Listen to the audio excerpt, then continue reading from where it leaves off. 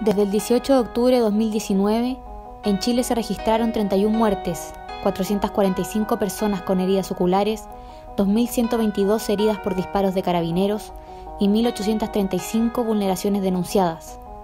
De ellas, 520 corresponden a torturas y 197 a violencia política sexual. En la JGM nos sumamos a las voces de la comunicación alternativa. Aquí comienza el bloque de memoria e información sobre violaciones a los derechos humanos en el cadenazo radial 18 de octubre. Participa de la transmisión con el hashtag Cadenazo Radial.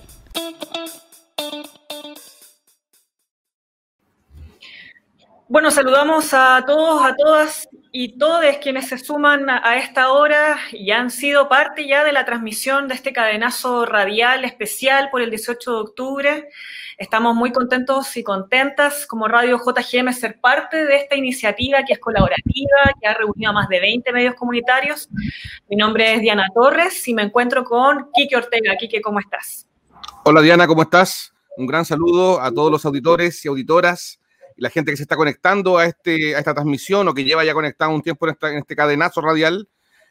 Contento de estar contigo aquí conmemorando esta fecha tan importante y también desde esta plataforma que, como tú decías, de comunicación alternativa, de otra forma de entender cómo nos contamos la verdad. Recordar que nos están escuchando a través de una multiplicidad de señales de radios online, señales FM, estamos en todos lados desplegados ahí también en diferentes zonas y además nos están siguiendo a través de Facebook Live de estos diferentes medios, así que pueden seguirnos, nos pueden comentar, tenemos el hashtag Cadenazo Radial 18 de octubre, síganos a través de las redes sociales de la JGM, comenten con nosotros, el tema de hoy día ya lo hemos adelantado un poco, que tiene que ver con lo que precisamente hablábamos al principio de nuestro bloque de JGM y tiene que ver con la violación sistemática a los derechos humanos. Así que los invitamos, las y les invitamos a participar comentando a través de las redes sociales de la JGM para hacerlo parte de tuitearlos.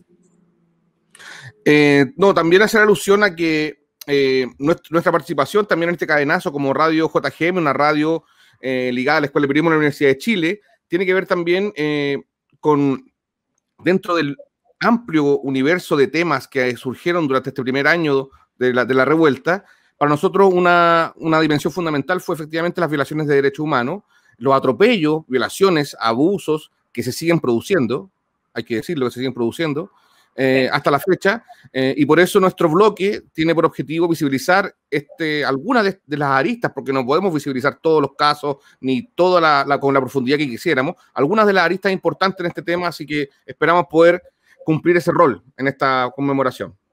Así es, bueno, saludamos a nuestra casa de estudios, la Universidad de Chile y el Instituto de la Comunicación e Imagen también. Pero vámonos en concreto al tema que queremos conversar este día tan importante, 18 de octubre, momento histórico, y en el marco de la revuelta social, del inicio de la revuelta social, llamado también por los medios hegemónicos estallido social, ¿no? Surgieron con gran fuerza las demandas históricas del pueblo. Histórica, estamos hablando de cosas ya que se vienen arrastrando por décadas, estamos hablando de pensiones, salud, educación digna, gratuita, de calidad, entre otros. Sin embargo, el volumen de la movilización y el actuar desmedido de carabineros en el marco de miles de manifestaciones pacíficas pusieron sobre la mesa la idea de legislar sobre estas diversas materias. Hasta hoy las violaciones de derechos humanos ocurridas entre octubre y noviembre del año pasado han sido, hemos visto que está envuelta en impunidad. Hay muy poca justicia, eso lo vemos permanentemente y lo hemos recibido a partir de diversas denuncias también de las radios asociadas a este cadenazo. Una realidad que relató, además, Amnistía Internacional en su último informe que pudimos revisar esta semana sobre Ojos sobre Chile. Estamos con Agustín Alvarado, reportero de Radio JGM, para revisar estos detalles del documento y poder analizarlo en profundidad. Hola, Agustín, ¿cómo estás? Hola, Diana, hola, bienvenido. Yo muy bien, muchas gracias por estar aquí. Yo creo que primero, antes de empezar con la información, agradecer este espacio de memoria en una fecha tan importante, como decía Kike al principio, y recordar, por supuesto, que a un año de la revuelta aún no hay justicia en muchos de estos casos. Y es precisamente lo que le vengo a contar sobre este informe de amnistía que presentó esta semana la ONG, que es llamado Ojos sobre Chile, violencia policial y responsabilidad de mando durante el estallido social. El documento está destinado a evaluar el uso desmedido de la fuerza por parte de Carabineros en el marco de las manifestaciones nacidas el 18 de octubre, como bien decíamos. Según detalló el documento, hasta el 30 de noviembre, 12.500 personas debieron ser atendidas de urgencia en hospitales públicos, mientras que 4.170 denunciaron en alguna fiscalía a Carabineros. Todas cifras alcanzadas en tan solo 44 días de manifestaciones. La investigación surge en medio del sostenimiento de violentas prácticas por parte de Carabineros en contextos de protesta, como ocurrió hace algunas semanas, el 1 de octubre, cuando un manifestante fue empujado contra el borde del río Pionono, causando su caída en el cauce del río Mapocho. ¿Por qué no recordar también lo que ocurrió esta misma semana, la denuncia que surgió de CIPER, de un carabinero infiltrado en La Hormiga? Este tipo de prácticas nos recuerdan cómo está actuando Carabineros dentro de la protesta. Precisamente este mismo caso que mencionaba antes, el del río Mapocho, viene a recordar un aspecto muy relevante del informe y el que comentábamos al principio, que es la impunidad al interior de la institución, ya que pese a que el joven ya fue sacado, este carabinero que empujó al menor de edad, tanto el general Mario Rosas como el director de Orden y Seguridad de la institución, Ricardo Yáñez, se han mantenido en sus cargos sin ser juzgados en lo absoluto. Aquello en un diagnóstico que entiende que la existencia de prácticas tendientes a violar el derecho a la integridad personal es anterior incluso al propio estallido. Lo veíamos en marchas estudiantiles, marchas de todo tipo. Movimiento lo que habla de también. Claro, lo que habla de responsabilidades al más alto nivel. Al respecto, la directora para las Américas de Amnistía Internacional, Erika Guevara, señaló el por qué estos altos mandos deben ser juzgados por la justicia penal. Vamos a escucharlo. Deben ser investigados penalmente por la Fiscalía, debido a que tenemos contundentes elementos para considerar que, a pesar de tener conocimiento de las graves violaciones de derechos humanos que se estaban cometiendo bajo sus órdenes subordinados, habrían omitido deliberadamente tomar todas las medidas a su alcance para prevenirlas. Bueno, en esta misma línea, Erika Guevara también puntualizó que en todo momento Carabinero contó con más de una fuente de información durante el estallido, por lo tanto, siempre supieron que estos actos estaban ocurriendo, y así lo explica Erika Guevara. Tuvieron conocimiento de las violaciones de derechos humanos, no solo porque fueron públicas y notorias, sino porque además contaron con actores externos, como por ejemplo el Instituto Nacional de Derechos Humanos, que durante las primeras semanas de protesta informó directamente al general director de las querellas interpuestas en contra de funcionarios bajo su cargo. Asimismo, los 3 mandos estratégicos contaron con los departamentos de análisis de información, como el Departamento de Operaciones OS1, que diariamente les brindó información sobre el número y tipo de personas lesionadas por funcionarios de la institución. Bueno, a pesar de conocer todos estos casos de violencia, Carabineros demoró un mes entero en tan solo restringir el uso de armas antidisturbios, justo cuando los casos de traumas oculares superaron los 250. Recordemos además que la misma ONG a fines del año pasado advirtió a nivel internacional que la presencia de violaciones de derechos humanos en Chile era real, ¿no? Esto también pasó con Human Rights Watch en otro informe, por ejemplo. No obstante esto, en ambas ocasiones el respaldo a la institución fue total de parte del gobierno. Esta actitud derivó en que casi la totalidad de los oficiales denunciados por actos de violencia durante estos 44 días siguió cumpliendo funciones en la calle. A ello hay que sumar un dato más reciente, y es que a julio de este año solo 16 de un total de 170 amonestaciones a agentes de Carabineros implicaron la remoción del funcionario.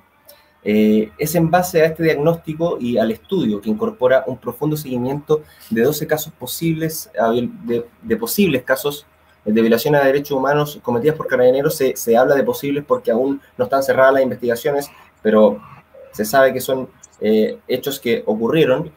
Bueno, a partir de esto, la directora ejecutiva de la misma Amnistía Internacional, Ana Picker, resaltó la necesidad de adoptar medidas que sean inmediatas. Por ejemplo, la adopción de un protocolo de actuación nuevo que contenga recomendaciones de instituciones expertas en la materia como la Oficina del Alto Comisionado para los Derechos Humanos de Naciones Unidas, el INDH o la Defensoría de la Niñez, y que además existan mecanismos para hacerlos cumplir.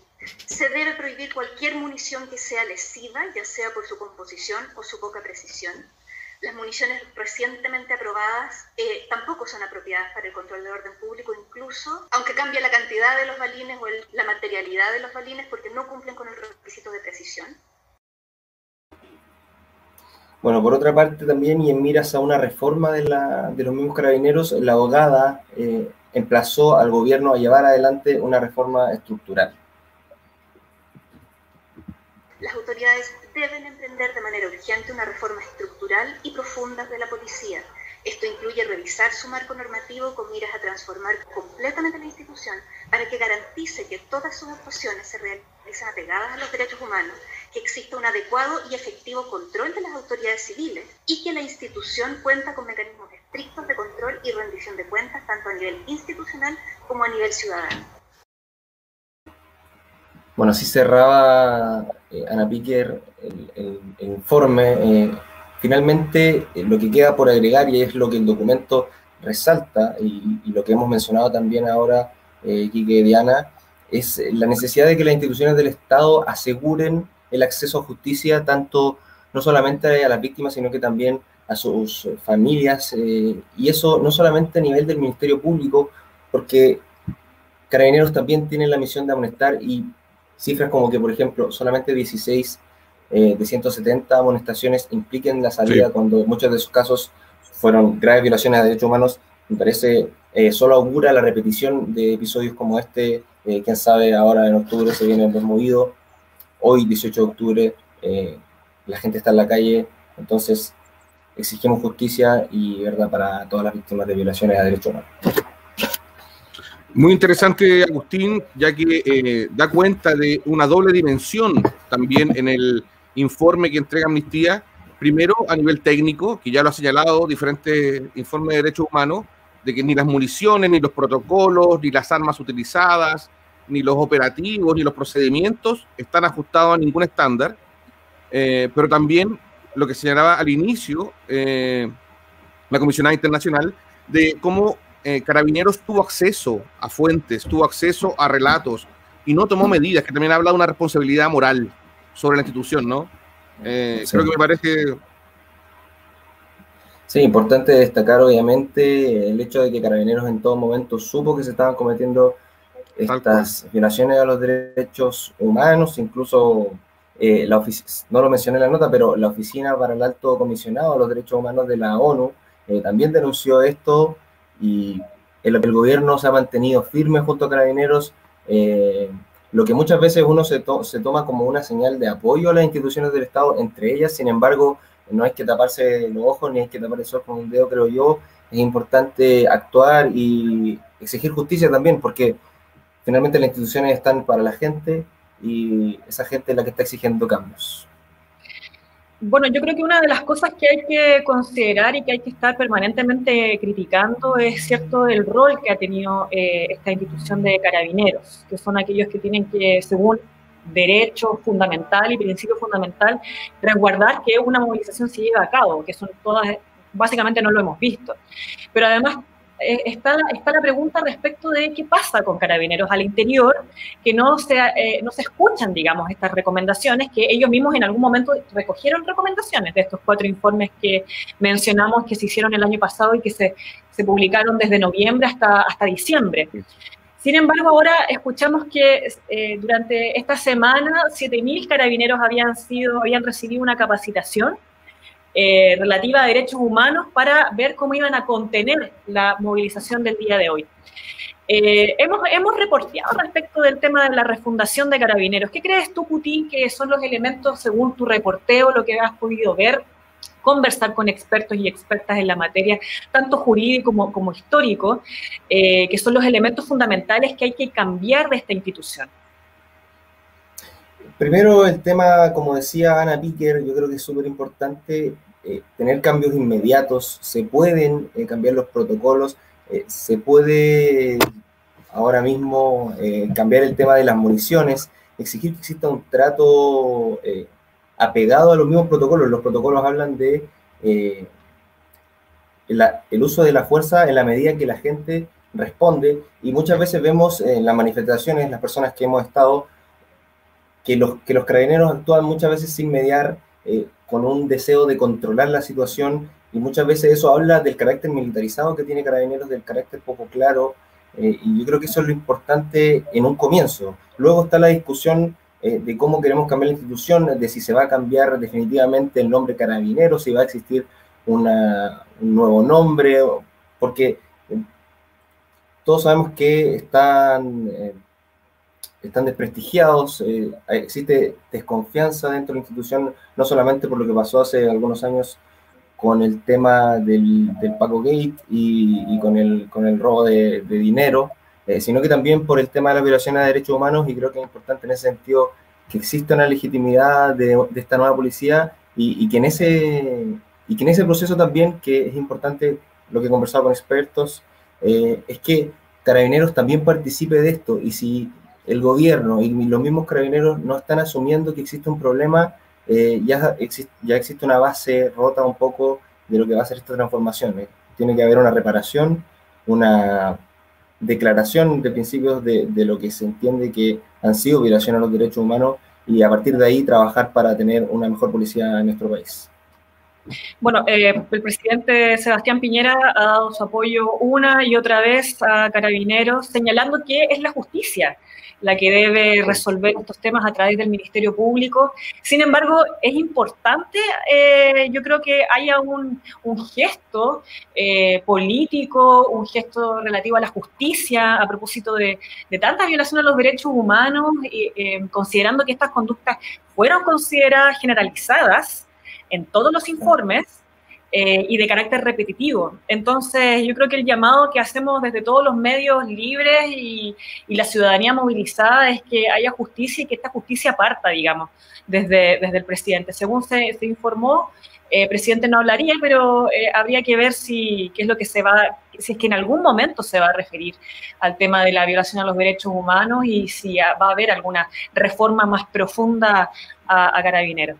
Bueno, Putin, muchas gracias por este informe. Diana, Quique, muchas gracias a ustedes por escuchar, a toda la gente que está escuchando, muchos saludos dentro de este día tan importante para nuestro país, y que sigan teniendo una gran transmisión. Gracias. Agustín Alvarado. Bueno, así es, Agustín Alvarado. Y si usted quiere retomar este tema, darle una vuelta, recuerde que está en el sitio web de radiojgm.chile.cl. Exactamente. Escuchábamos recién a Agustín Alvarado comentando efectivamente este último informe de Amnistía, que habla sobre la violencia policial, sobre el rol y las responsabilidades todavía impunes en los derechos humanos, en la violación de derechos humanos. Pero también hay otra arista que se ha dado en el marco de la revuelta social, que ha sido igualmente perturbadora y que ha afectado a la sociedad completa y da cuenta de una enfermedad profunda que estamos viviendo desde la violencia. Me refiero efectivamente a la violencia político-sexual que ha sido ejercida en algunos casos de represión. Más de 200 personas, particularmente mujeres y disidencias sexuales, han sido víctimas de violencia política sexual ejercida durante este primer año de la revuelta por los aparatos represivos del Estado. La mayoría de estos casos fueron desnudamientos forzosos, abusos sexuales, humillaciones y amenazas al interior de las comisarías, y también, hay que decirlo, de los vehículos de Carabineros. Son casos documentados por el INH. Para conocer más sobre esta situación, que efectivamente inaugura sino que una histórica forma de represión, pero que aparece de forma nueva en este estallido social, tenemos una nota introductoria de la compañera de Radio JGM y estudiante también de periodismo de la carrera de la Universidad de Chile, Pilar León.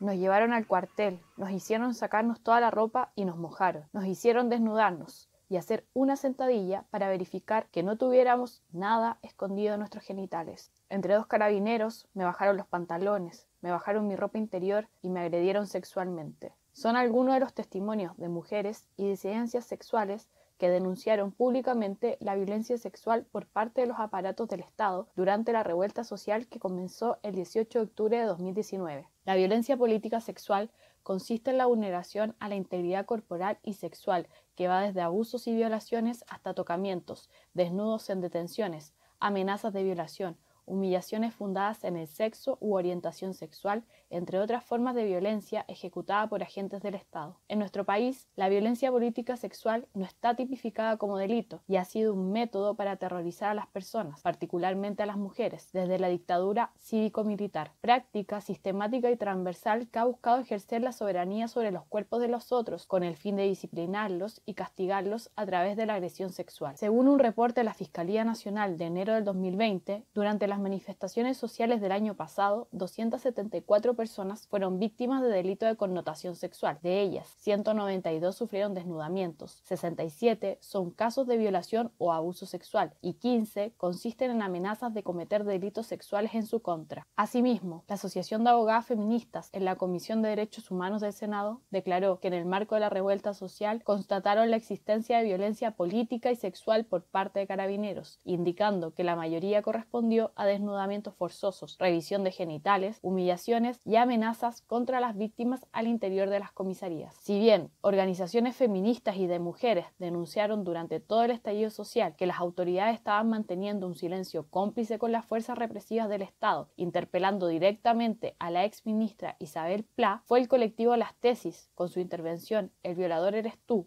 que se replicó en todo Chile y el mundo, quienes le dieron visibilidad a los casos e instalaron el tema en el debate público. Bueno, testimonios tremendos que muestran en parte lo que en realidad se vive, que es súper fuerte el testimonio, pero si lo consideramos como uno de tantos, yo creo que eso alerta indiscutiblemente. Tenemos en estos momentos para conversar con nosotros sobre este tema a Beatriz Bea Batache, del colectivo Mujeres Sobrevivientes Siempre Resistentes, sobreviviente además del centro de tortura de la dictadura de Pinochet, Venda Sexy. Bea, un gusto tenerte con nosotros acá en el Cadenazo Radial 18 de octubre. Hola Bea, ¿cómo Gracias. estás? Bienvenida. Hola, parece que estamos medio traslapados, así que escucho lo que me dicen y después les respondo. Perfecto, perfecto. Bueno, esto es radio en vivo, así es como pasa, ¿no? Bea, bueno, escuchábamos al principio este testimonio sobre violencia política sexual que se ocurrió durante el estallido social. A un año del estallido social y lo que has podido observar en conversaciones, en foros, ¿cómo ves este panorama de la revuelta en este término, digamos? En términos de la violencia política sexual, yo primero quisiera hacer algunas consideraciones, ¿sí? El primer elemento es que en relación a los derechos humanos, pareciera que nos centramos en que existe una violación solamente a partir de, ¿no es cierto?, la revuelta social. Pero yo creo que nosotros tenemos elementos importantes que nos señalan que la violación a los derechos humanos, a partir de lo que se llamó la transición democrática o la transición a la democracia, en la cual por supuesto no creemos, porque lo que creemos es que se hizo una transición para administrar el legado dictatorial, ¿sí? Y que sí. Esa transición, ¿no es cierto?, tuvo como base fundamental el negacionismo y centralmente la impunidad en relación a los derechos humanos. En nuestro país existieron comisiones de justicia, supuestamente de verdad, pero nunca fueron de justicia y nunca fueron de verdad. ¿Qué es lo que queremos decir con esto? Es que se instaló la impunidad y esa fue una señal sumamente peligrosa que posibilitó la continuidad de la violación de los derechos humanos. Solamente para dar un dato, la propia Fiscalía entre el año 2017 y mediados de 2018 señaló que existían más de 2.000 denuncias por tortura. Esto fue mucho antes del estallido, es decir, en nuestro país 5 o 6 personas eran objeto diariamente de tortura, de violación de sus derechos humanos. Ahora, cuando se habla de tortura se globaliza todo.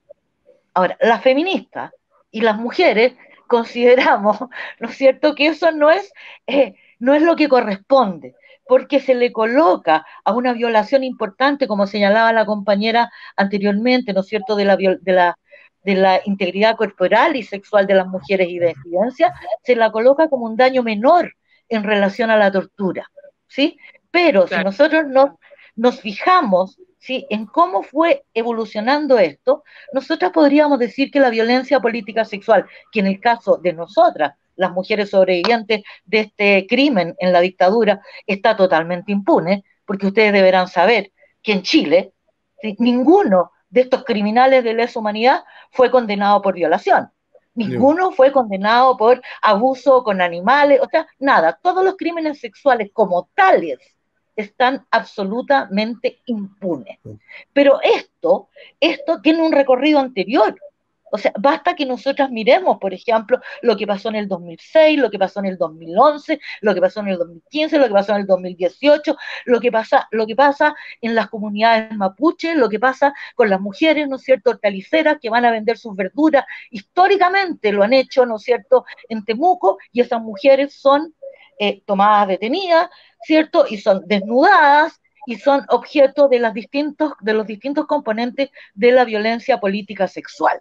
Ahora, esta violencia está en general absolutamente subdimensionada por lo demás, ¿sí?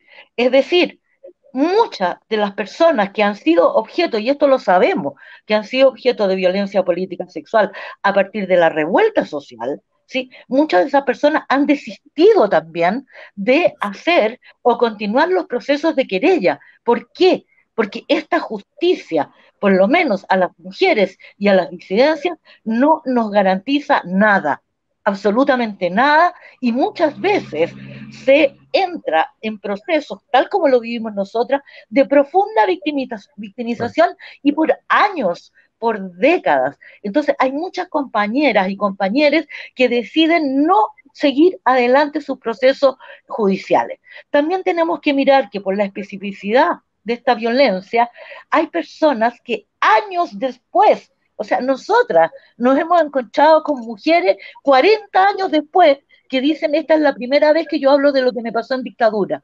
Entonces, el nivel de esta violencia es grandiosa, pero además tiene un distintivo que es importante considerar. Es el hecho de que hoy día las mayores violaciones, de los mayores crímenes sexuales se cometen en los traslados. Es decir, cuando las personas son tomadas, ¿sí?, y no necesariamente en lugares fijos, como era el caso nuestro, donde existían, ¿sí?, los centros de tortura. Entonces, en el traslado no ocurrían esos delitos. Hoy día ocurren esos delitos, pero además mucha gente es soltada después. Es decir, nunca puede decir que estuvo en algún lugar, ¿sí? Y en el marco de la justicia que nosotros tenemos, heteronormativa, patriarcal, ¿sí?, eso no tiene valor, como tampoco tuvo valor en los tiempos de la dictadura, ¿no es cierto?, que las mujeres en las poblaciones, cuando habían allanamientos, eran objeto de violencia política sexual. Sacaban a los hombres para afuera, dejaban a las mujeres en la casa y eran objeto de violencia política sexual. Y esas mujeres nunca calificaron, ¿sí?, como personas victimizadas por el Estado, por agentes del Estado. Entonces yo veo el panorama bastante oscuro, sí, lo veo bastante oscuro y creo que este sistema que se ve golpeado o cuestionado por la revuelta social, ¿no es cierto?, que está pidiendo en definitiva un cambio sustancial y radical, creo yo, de la sociedad, de esta sociedad neoliberal capitalista. Yo creo que este sistema sí va a jugar, ¿no es cierto?, como siempre, con algunas propuestas que son muy indecentes, ¿sí?, como es la posibilidad de una convención constitucional y etcétera, como para decir, aquí tienen un cauce institucional para los que se portan bien, ¿sí?, para los que no quieren desestabilizar el sistema, etcétera, y nos mete ese lado, y por otro lado, tortura, violencia política sexual y represión y más represión, y otro componente social fundamental que viene también ahora y fuertemente, ¿no es cierto?, porque este gobierno, ¿no es cierto?, trabaja para los empresariados, es la gran precarización de la vida, ¿no es cierto?, que va a ser ejecutada a través de las políticas que está tomando este gobierno. Entonces yo veo el panorama definitivamente complejo, difícil, oscuro, y no le veo una salida a corto plazo. Vea, las organizaciones feministas y en especial aquellas que han denunciado la violencia político-sexual han sido, tal como efectivamente tu colectivo y tu compañera, las que más han podido visibilizar y acompañar y denunciar también a las víctimas de este periodo que, tal como tú decías, es la continuidad de un sistema estructural de tortura y de violencia que está anclado, tal como tú señalabas, efectivamente, en el Estado. ¿Cuál es el rol que ustedes proyectan como organizaciones feministas, como organizaciones que están ahí acompañando? ¿Qué ven que tiene, qué puede seguir el devenir de este completo rol de denuncia, persecución, asumiendo la impunidad que tú nos señalabas? A ver, nosotras hemos hecho una opción de acompañamiento, ¿sí?, en relación a las personas que han decidido conectarse o contactarse con nosotras, ¿sí? Sabemos también que ese es un proceso lento, un proceso difícil. Hemos planteado que desde nuestra experiencia histórica, ¿sí?, el encursar esto necesariamente por el cauce judicial puede ser muy complejo, porque efectivamente es altamente probable que, salvo 1, 2, 3 casos emblemáticos, ¿sí?, que han sido muy publicitados, pueda pasar algo, ¿sí? De hecho, uno de esos casos es el único formalizado, o sea, es la única situación formalizada hasta el día de hoy, pasado un año, ¿sí? Entonces es muy complejo que eso pase, pero nosotros pensamos que esas son opciones personales de las compañeras y compañeros que han sido objeto de este tipo de violencia, pero pensamos que lo fundamental es que si alguien o alguna decide hacer una denuncia o hacer una querella, lo fundamental es que lo haga como un acto político de resistencia y de rebeldía, no esperando nada de este Estado, porque al final las mujeres y las disidencias, ya en esta construcción histórica larga, sabemos que la justicia nos las tenemos que propiciar entre nosotras y nosotras, y nosotres, perdón, y la reparación igual. Y eso tiene que ver también con nuestra postura política, ¿sí? Nuestra postura política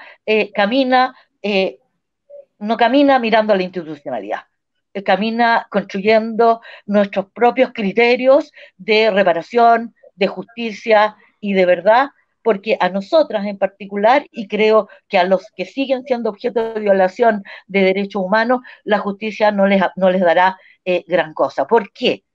Porque en el caso de las mujeres, el control y las disidencias, el control de nuestros cuerpos es estructurante del capitalismo, ¿sí? No es un acto moral, no es un acto de buena onda, ¿sí? El capitalismo requiere controlar los cuerpos de las mujeres y de las disidencias, y el capitalismo, cada vez que lo necesite, ocupará, nos tomará de botín de guerra, hará lo inimaginable con nuestros cuerpos para seguir sosteniendo el sistema capitalista, patriarcal, racista y colonial.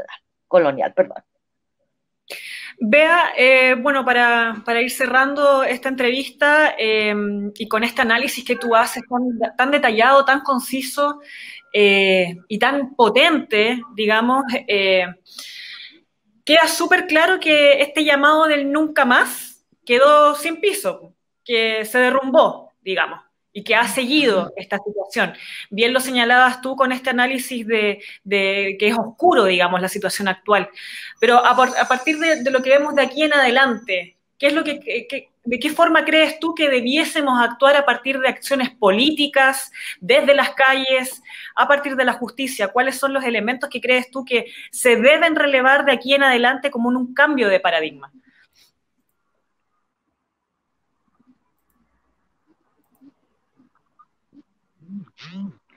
Es que me cuesta re harto contestarte la pregunta, porque yo no creo que pueda haber un cambio de paradigma al interior de este sistema, ¿sí? Yo creo que tiene que pasar por Por eso que estamos hoy día, yo creo, muchos sectores reflexionando, ¿sí? ¿Qué construcción hacemos? ¿Sí? ¿Cómo enfrentamos esto en una perspectiva de largo plazo para efectivamente construir lo que queremos? Es decir, cambiar las relaciones sociales de producción y reproducción de la vida, ¿no es cierto? Queremos construir un sistema donde haya producción social y apropiación social, donde no hayan clases, donde no hayan opresiones. Y a mí me parece que esas son las discusiones que hoy día nosotros tenemos que llevar y cómo podemos hacer esas construcciones desde lo común, en los territorios, ¿sí? Porque ahí podemos hacer mucho de esto que estamos hablando, ¿cierto? O sea, en los propios territorios nos podemos autodefender o nos podemos acompañar o podemos cambiar algunas lógicas de relación. Pero yo hacia la institución, de verdad, creo que solamente interpelar para dar cuenta que existe. Y eso creo que es muy necesario hacerlo, ¿sí? Pero no creo que la institución nos vaya a dar ninguna respuesta. Esa respuesta tiene que salir de las y los y les precarizados, de las y les trabajadoras y trabajadores, y a partir de, para ponerlo en un nombre corto, a partir de la democracia directa y no de este grupo o de este cuento que es la democracia representativa, que en realidad representa solamente los intereses de los grandes capitales de nuestro país y en el mundo, porque esta situación es mundial, no es solo nacional. Muchas gracias. Conversábamos recién con Beatriz Batache, de colectivo, psicóloga y del colectivo de mujeres sobrevivientes, Siempre Resilientes. Te queremos dar las gracias por tu tiempo, por tu lúcido análisis. Dime. No, siempre resistentes. Sí, resistentes, sí. No sí, resilientes. Sí. Perdón, gracias, perdón. Sí. Muchas gracias, Bea. El concepto de la resiliencia no me gusta mucho. Sí. Pero bueno. Pero resistente. Muchas gracias, Bea. Lúcido análisis, una gran reflexión. Como siempre, un gusto y un placer escucharte y aprender de ti. Muchas gracias, compañera, compañeros, y a todos los que nos están escuchando. Abrazo, beso. Abrazos, Bea. Gracias. Seguimos en el cadenazo radial a un año de la revuelta popular, aquí en el bloque de la radio JGM. Estás escuchando Cadenazo Radial 18 de octubre, a un año de la revuelta. En el primer aniversario del estallido social, las radios comunitarias y populares revisan la memoria viva de un pueblo movilizado, acompañan la lucha popular y proyectan los horizontes emancipatorios. Sigue sintonizando, comparte y difunde esta transmisión.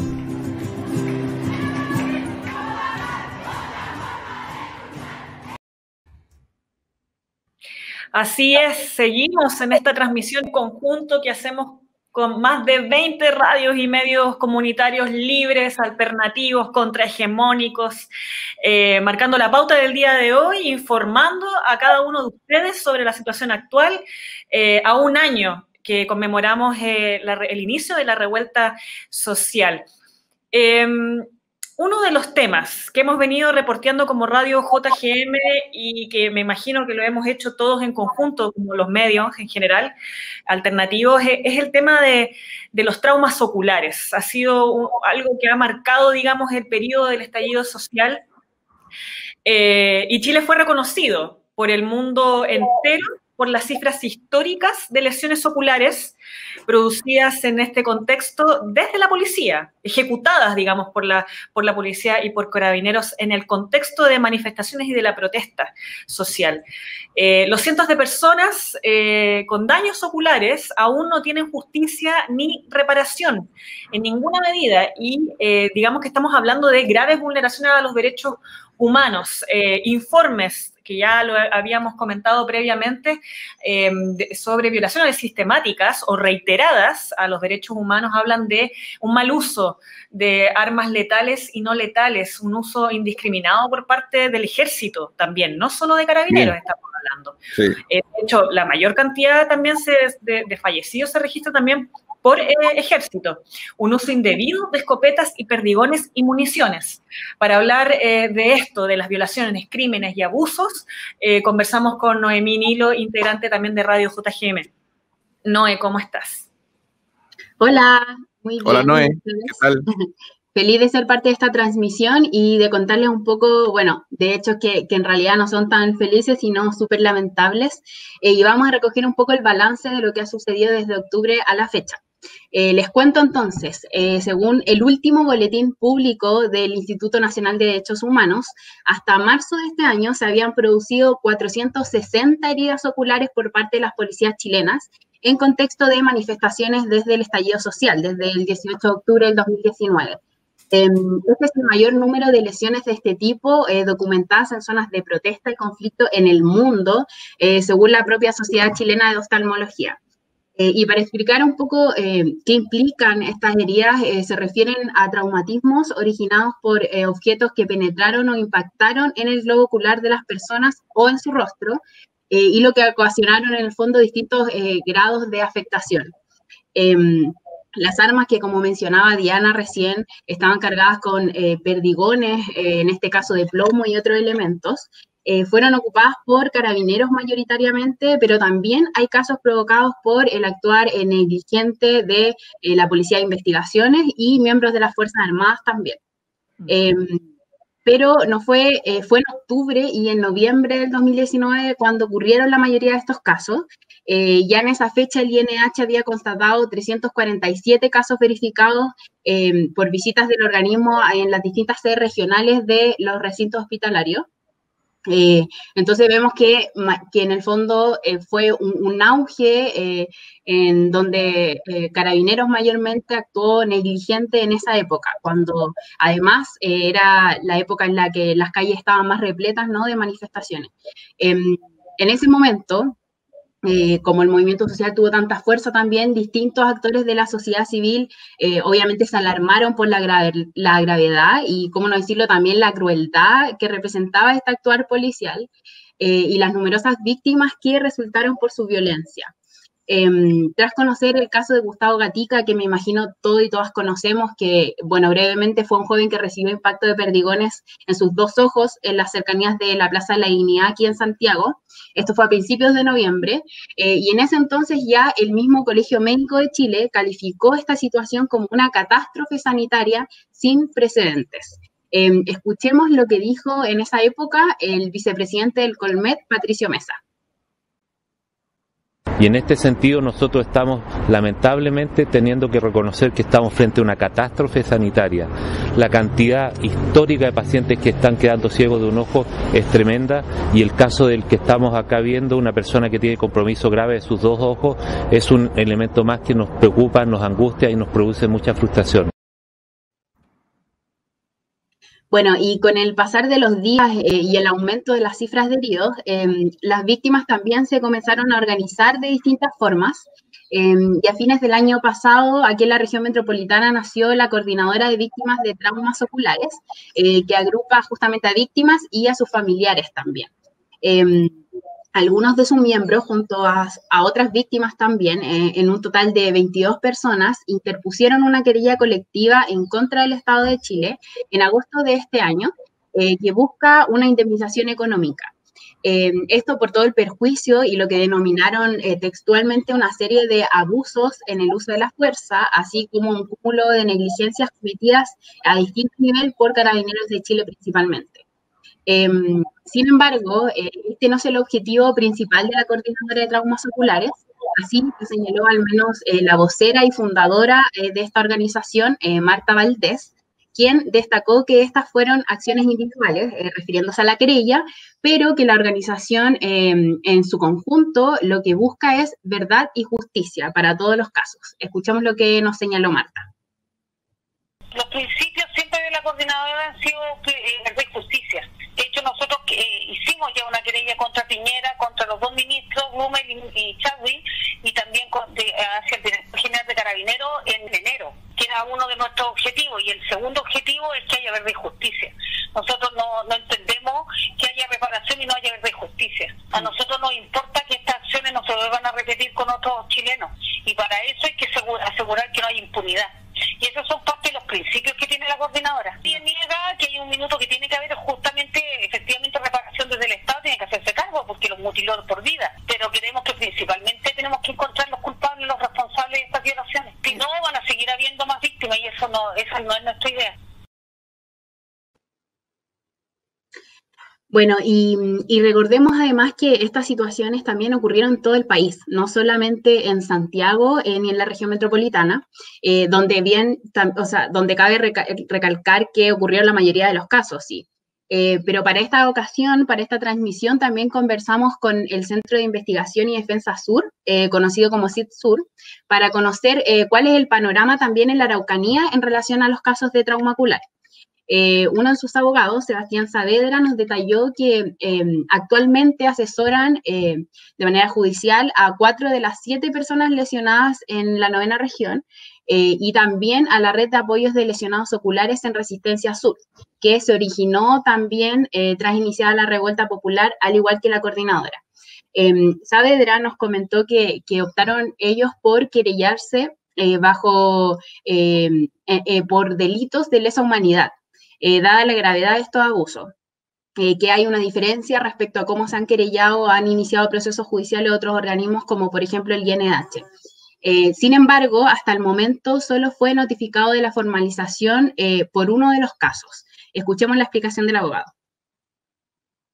En términos jurídicos, lo mismo que ocurrió para la dictadura, que se trata de delitos que están enmarcados en un contexto de violaciones masivas y sistemáticas a los derechos fundamentales de las personas, y por lo tanto el delito, consideramos nosotros, no es solamente un delito de lesiones graves, gravísimas, como es la mutilación, sino que también tiene un contenido que va más allá, toda vez que la constatación de parte de organismos internacionales de derechos humanos, así como el propio Instituto Nacional de Derechos Humanos, dan cuenta de que la acción de parte de las fuerzas policiales en contra de los manifestantes fue una reacción o una represión de forma deliberada con el objeto de castigar y reprimir a los manifestantes, ya sea que se manifestaran de forma pacífica o no, y que terminó, en el caso regional, con 7 jóvenes con su vida absolutamente cambiada. Los proyectos de vida fueron evidentemente modificados respecto de cada uno de ellos. Me acaban de notificar la primera formalización que vamos a tener acá en la 9ª región. Es el caso de Luis Jiménez. Acá fijaron audiencia para la formalización de cargos en contra del funcionario policial que había efectuado los disparos.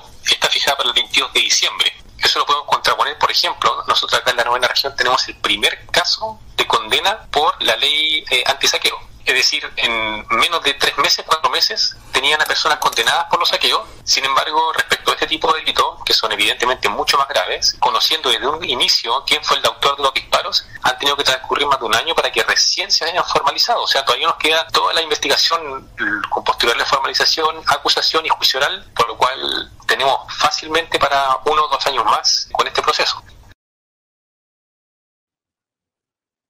Bueno, tanto la coordinadora de traumas oculares como CIDSUR, su abogado Sebastián Saavedra, también nos comentaban de que actualmente no existe el programa integral de reparación ocular, que fue anunciado, recordemos, por el exministro de Salud, Jaime Mañalich, en noviembre del año pasado, cuando ya había pasado como un mes desde iniciado el estallido. Y la atención de salud, lamentablemente, se ha debido gestionar caso por caso, por parte de las víctimas y su círculo de apoyo. Muchos atienden de vía particular, o sea, por una vía particular. Sin embargo, el Estado, quien debiese hacerse cargo, no se ha hecho cargo de ninguna forma de atender estos casos que, recordemos nuevamente, fue provocado por mismos agentes estatales. Entonces, también hay otro punto importante que nos comentaban, que no hay una atención psicológica que justamente requieren las víctimas por enfrentar situaciones que son de un impacto muy profundo psicológicamente.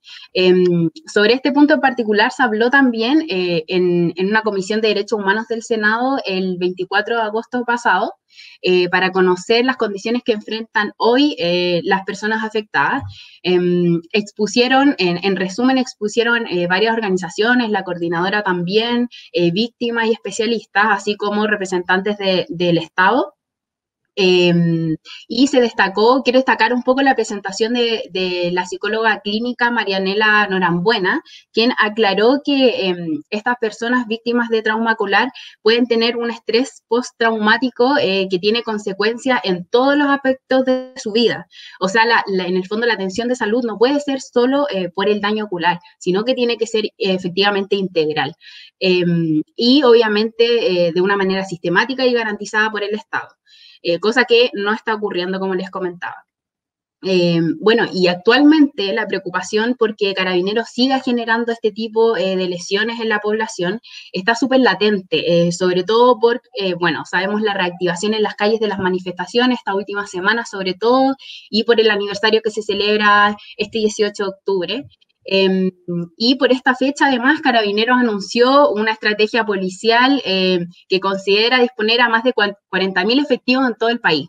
Le preguntamos sobre esto a Marta Valdés, la coordinadora, o sea, la vocera de la coordinadora, quien nos entregó su mirada sobre este aniversario del estallido social y también quien enfatizó en lo lamentable de esta estrategia de control.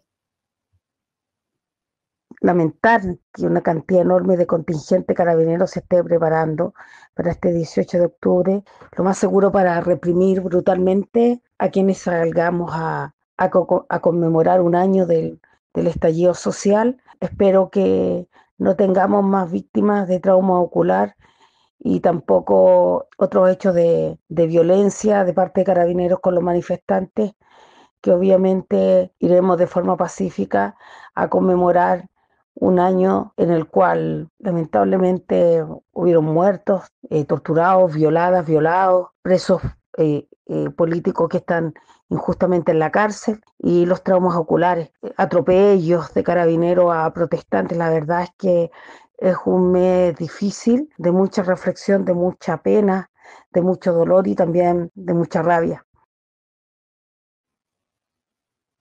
Bueno, recogiendo lo difícil que señala Marta, que este mes, sobre todo para las víctimas, finalmente yo creo que hay que rescatar la importancia de que estos hechos no ocurran más.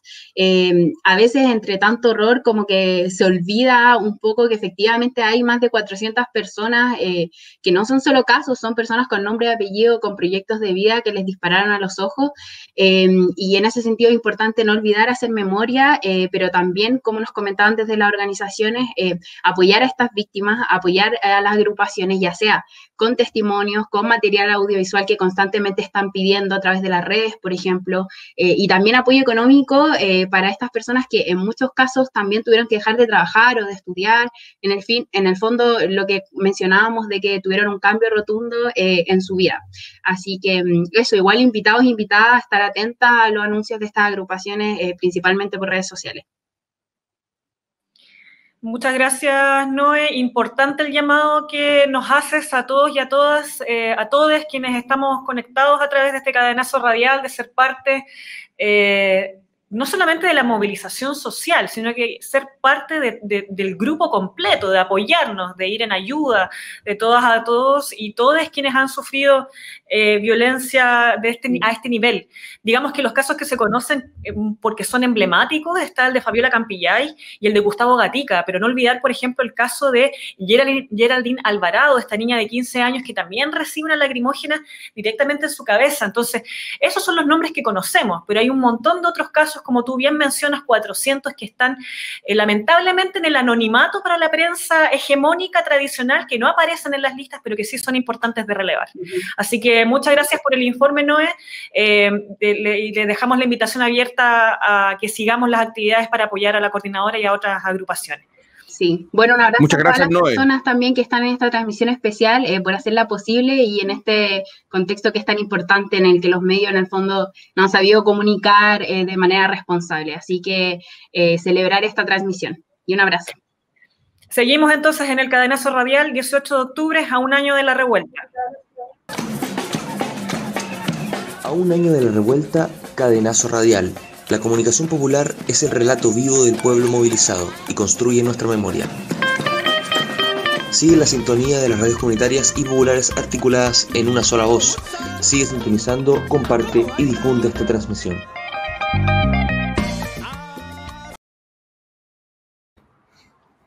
Seguimos en este bloque de Radio JGM, participando de este cadenazo de radios comunitarias a un año de la revuelta.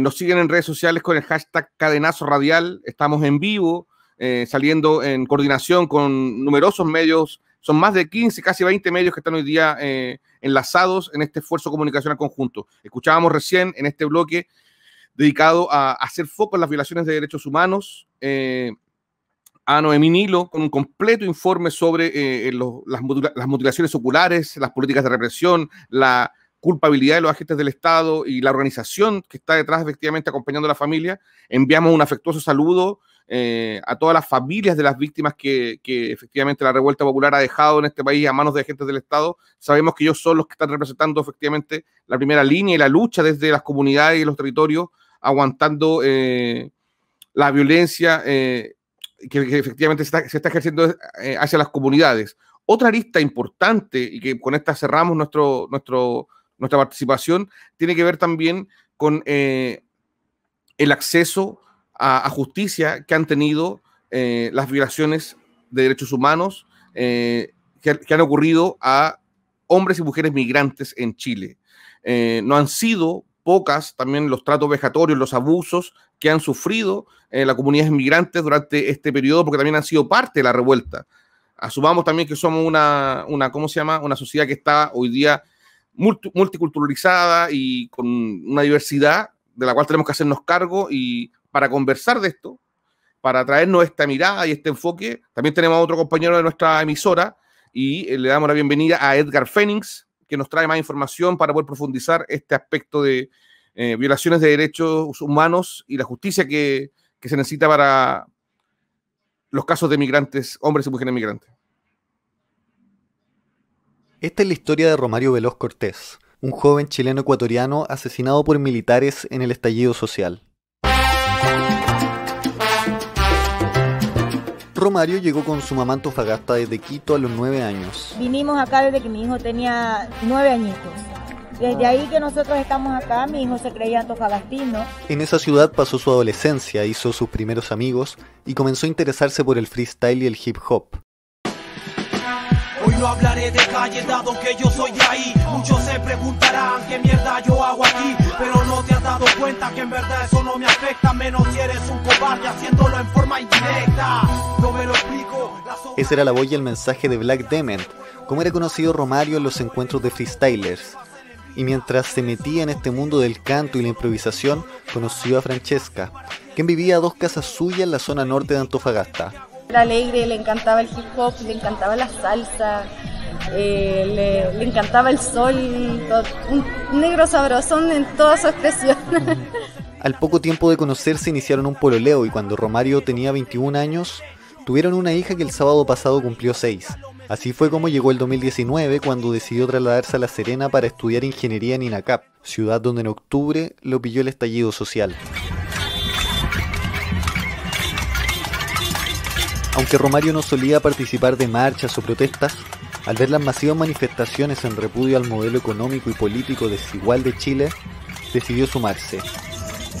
A las 6 de la tarde del 20 de octubre estaba entre la masa que marchaba por la Ruta 5 frente al Mall Plaza La Serena, cuando habría llegado al lugar 25 militares de la Unidad Fundamental de Emergencia, a cargo del comandante José Faúndez Sepúlveda.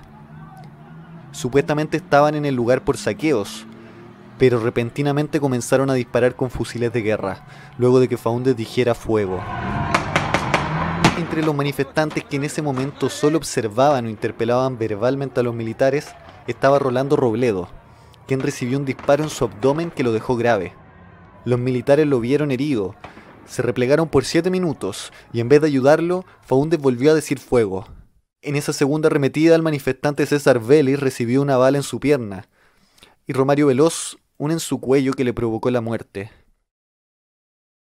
Mary, mamá de Romario, no puede creer que justamente fue su hijo quien recibió esa bala, si ni siquiera tenía un color político determinado que lo pudiera hacer blanco de algún ataque. Nosotros no tenemos ningún color de partido político, ninguno. Pero no es que yo esté a favor y en contra de uno y a favor, no. Yo el único que estoy en contra, así que todo el mundo le tiene rabia a su mismo pueblo, es el señor presidente. Respecto a esto, Francesca agrega que Romario era muy pacífico. Muchas personas creen que por la manera en que falleció era una persona que odiaba a Carabineros, pero no, nada. El Romario no era para nada político, era súper pacífico en realidad, así que da pena todo lo que pasó. La rabia hacia el gobierno que tiene la madre de Romario es por la falta de apoyo por parte de quienes deberían ser responsables del actuar de las Fuerzas Armadas en el último año. Hoy la única respuesta que su madre encuentra es que el crimen ocurrió por el color de piel y país de origen de su hijo.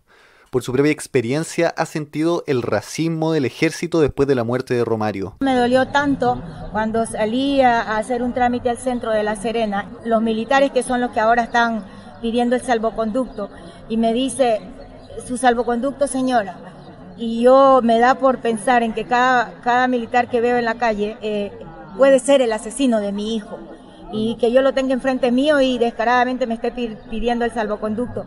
Yo le dije, justicia para Romario. Y luego viene el otro y me dice, señora, usted no tiene por qué venir a pedir justicia aquí. Aquí estamos en Chile y aquí se respeta. Usted tiene que ir a pedir justicia a su país. Pero ¿cómo voy a ir a pedir justicia a mi país si a mi hijo me lo están quitando acá? Me lo mataron acá en Chile es donde yo tengo que pedir justicia. Por su parte, Francesca explica que ninguna autoridad se ha responsabilizado por el actuar de los militares que dieron muerte a Romario, ni siquiera con ayuda económica para su hija con él. Quedamos en medio de la nada y no, en realidad no hemos recibido ayuda de nadie, económicamente cero. Yo de la AFP, la pensión que me determinó la AFP Provida es de una pensión de 18.000 pesos, que con 18.000 pesos en realidad no me alcanza para nada. Los antecedentes que hemos narrado aquí fueron a los que llegó la Fiscalía tras casi un año de investigación. La semana pasada anunciaron que formalizarán una investigación contra el capitán del ejército José Faúndez Sepúlveda, pero la abogada de Romario, Adriana Rojas Pérez, aunque celebra que al fin hay avances, cree que no es suficiente, y así lo dijo a la prensa junto a Mary, la madre de Romario. Hoy día tenemos la posibilidad de perseguir la responsabilidad de un mando. Sin embargo, hay personas directas que realizaron los disparos en contra de Romario, de Rolando y de César. No vamos a descansar hasta que encontremos la total responsabilidad de todos los agentes del Estado que participaron en estos terribles acontecimientos del 20 de octubre. Que sigan haciendo las investigaciones como tiene que ser, que el ejército de una vez por todas permita que se realice el sumario investigativo para que haya justicia por Romario y que paguen todos los que tienen que pagar, porque en esto no es solo uno, son 3 personas las involucradas. Entonces tenemos que seguir adelante y no bajar los brazos hasta saber quién fue el que percutó el disparo contra Romario Veloz y me quitó lo que más yo amaba en el mundo. El próximo 28 de octubre será la audiencia de formalización contra Faúndez, mientras la figura de Romario Veloz se hace cada vez más grande en la memoria de los movimientos sociales.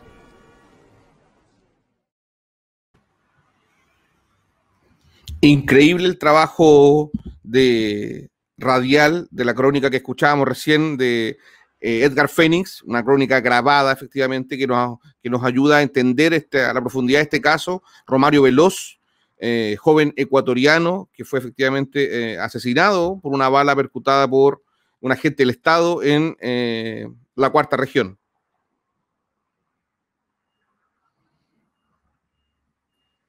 Hay elementos importantes que se mencionan en esta crónica y que podemos decir que se replican en los numerosos casos, tanto de fallecimientos como de aquellos que sufrieron violencia político-sexual, como aquellos que se vieron que fueron torturados, que fueron víctimas de estos crímenes. Algunas de ellas son, por ejemplo, que no tenían partido político. Muchas de las personas que estaban en la calle desde ese 18 de octubre en adelante eran personas que estaban movilizadas por la justicia social. Era pacífico, por ejemplo, también dicen. Muchas de las personas, la mayoría de las personas, no estamos hablando de la primera línea acá tampoco, pero queremos decir de que la motivación era generar cambios. Sí. O sea, que nos vayamos a la intención. Y la rabia iba de la mano con la desigualdad tremenda que tenemos en este país también. Rabia hacia el gobierno. Hasta el día de hoy sentimos rabia y vamos a seguir sintiendo rabia. No solamente por los lamentables hechos que ocurrieron, que siguen ocurriendo desde el pasado 18 de octubre, sino también porque son situaciones que se vienen arrastrando desde el inicio de la dictadura militar de Augusto Pinochet. Se menciona justicia para Romario y nosotros también decimos justicia para todos, todas, todes. Un gran abrazo también desde esta transmisión a la madre de Romario Veloz, que escuchábamos su estremecedor relato. Hace pocos días estuvo también justamente afuera de La Moneda, exigiendo justicia para su hijo. Así que nada, desde acá un gran saludo, admiración y de apoyo a esa familia. Hemos recorrido durante este cadenazo radial, este bloque de transmisión, algunas de las aristas más importantes de violaciones de derechos humanos que esperamos no queden solamente en la memoria, sino que queden en justicia y reparación. Hasta acá llegamos con nuestro bloque participativo como emisora online Radio JGM y los invitamos a continuar con el cadenazo radial que sigue desarrollando las radios comunitarias. Así es, el cadenazo sigue, así que no se despeguen de nuestra sintonía. Recuerden, 18 de octubre, a un año de la revuelta, infórmense a través de los medios libres. Muchas gracias. Chao. Chao.